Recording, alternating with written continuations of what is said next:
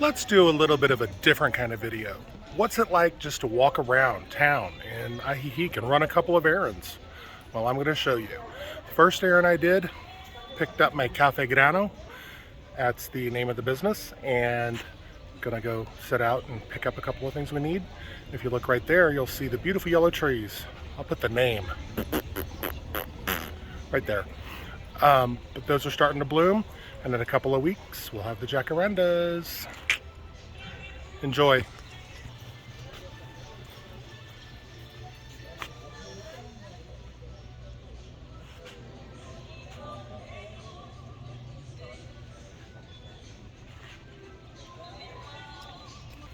So I just walked down to the ATM and to get my coffee and check on a couple of stores which are closed.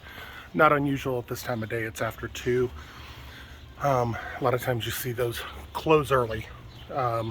Folks are taking care of their family, picking up their kids, and so siestas happen, are not about sleeping. They're about picking up your kids and moving on to the next part of your day.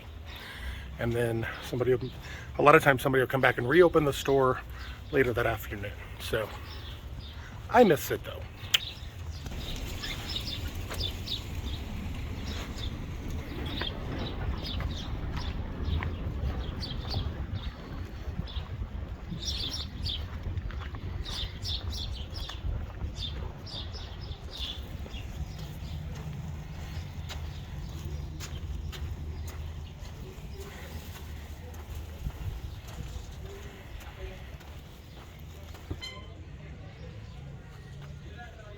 There's a lot of development that's going on here. It's not uncommon to see a storefront ripped out, almost completely torn down, just randomly in a neighborhood.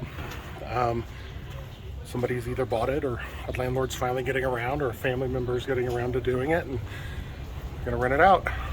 The economy's strong here.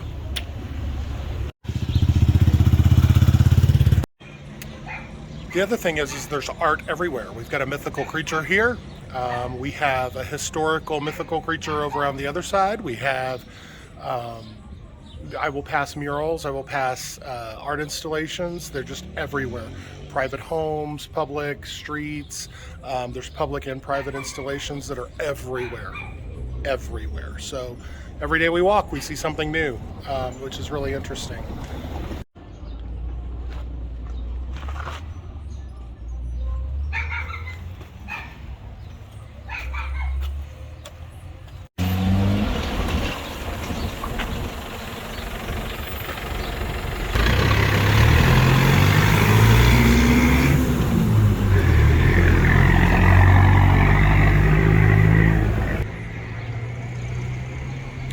So there are buses that go right down our main street. They do cut through the side streets, but let me tell you, these bus drivers know how to drive these buses in tight spaces. It's pretty interesting to be on the bus and to watch them drive by.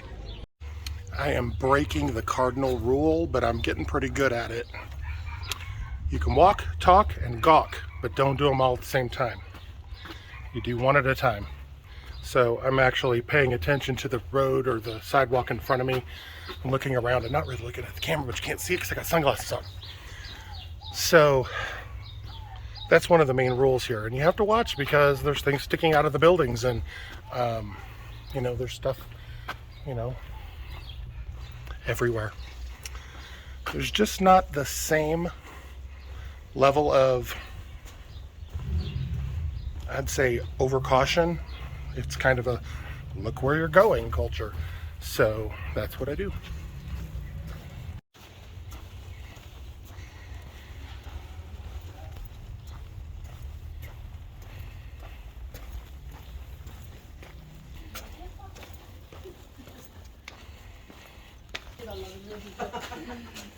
Le digo, yo te la saludo, pero háblale.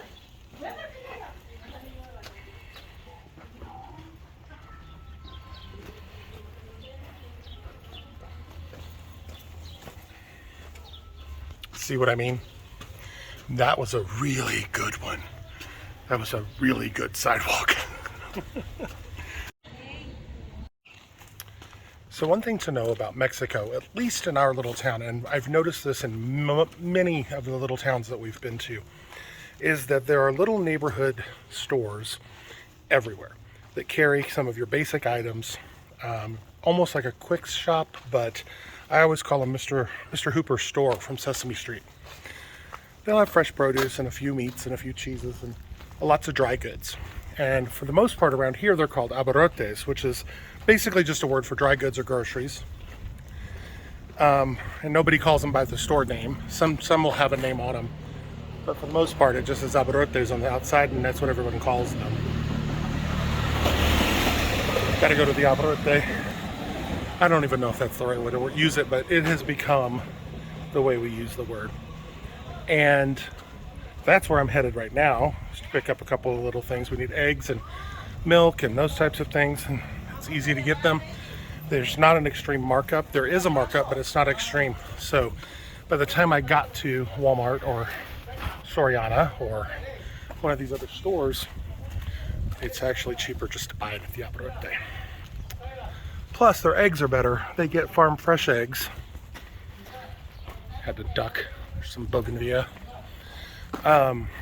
They get farm fresh eggs, so the eggs are a lot cheaper and better, and you know, I like that. So, more art. That wasn't here last week. Look at this. This is just the crap I get to walk around in. Isn't that crazy? This is one of the houses we looked at online when we were thinking of moving here. Lo siento.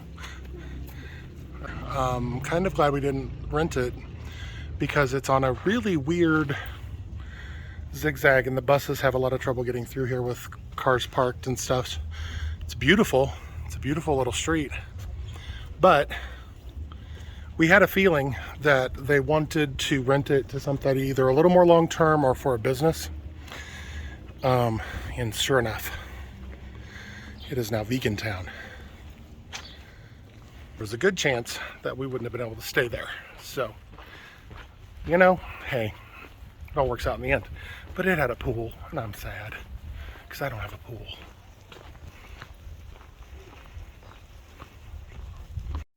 Lake view. And see, these little neighborhoods it looks kind of rough, but these are people's businesses. This is where someone's doing metalworking, or maybe they're a mason, keeping everything there. So, you know, Mexico is everything that you think it is and nothing that you think it is. So you'd walk down the street and the street might look kind of rough and undecorated and whatnot, but then you open the gates and there's a $500,000 home behind it. They're more worried about what's on the inside, which I tend to find true about Mexico in general.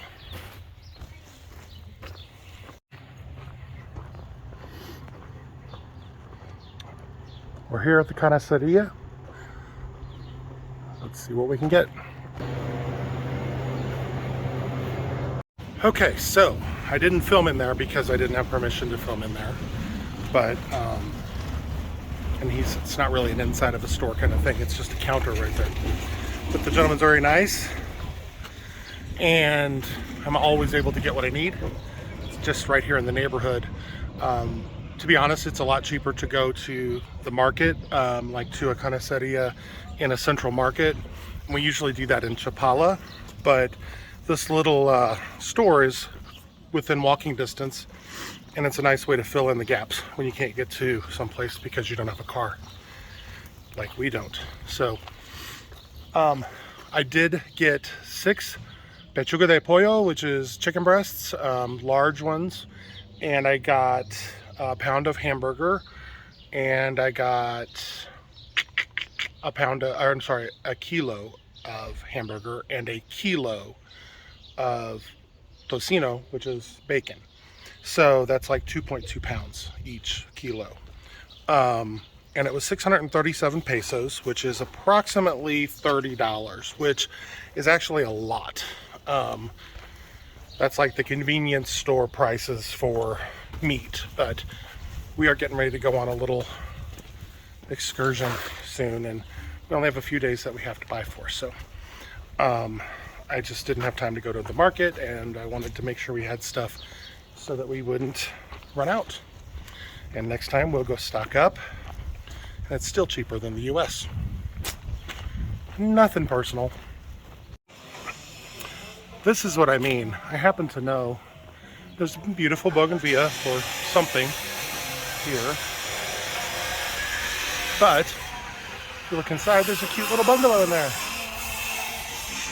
Remember, it's what's on the inside that matters.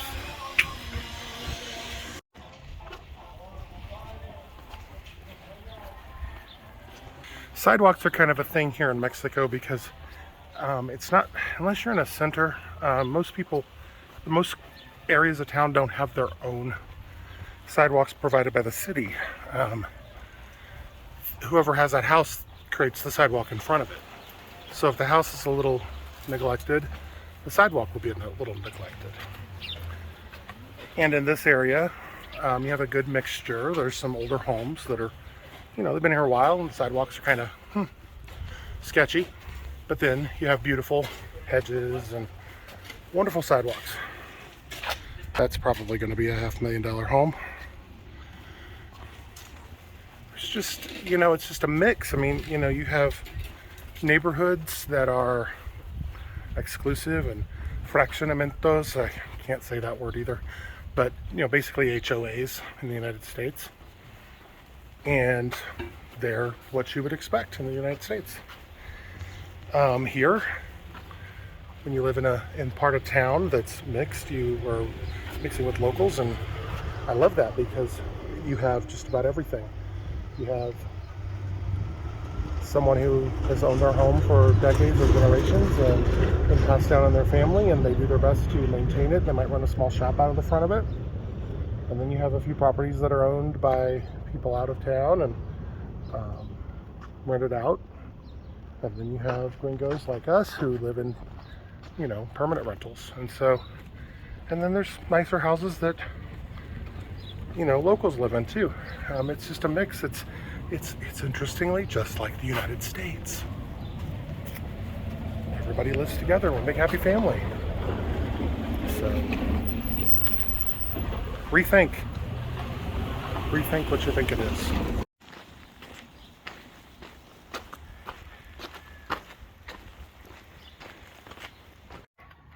I love these gates. Such ornate.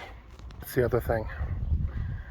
Gates are a part of the culture here because, you secure the outside of your property so you don't have to overly secure the inside because you got to leave your doors and windows open. It gets hot. There's no air conditioning heat in your home. You cool your house, you live on the inside of those walls. And so having the gates and having the wall around your house gives you privacy. You also have to live pretty close together because infrastructure requires it. There's not giant subdivisions that go in where private investors put all of the money into rebuilding the infrastructure. It does happen, but you live in this small town and it's old infrastructure, so the buildings are close together so that everything can operate smoothly. And you need the privacy. Different way of thinking about it. So that's it. That was just a walk out to go get some errands, and you got to see a little bit of town. Stopped and got eggs, the abbarote.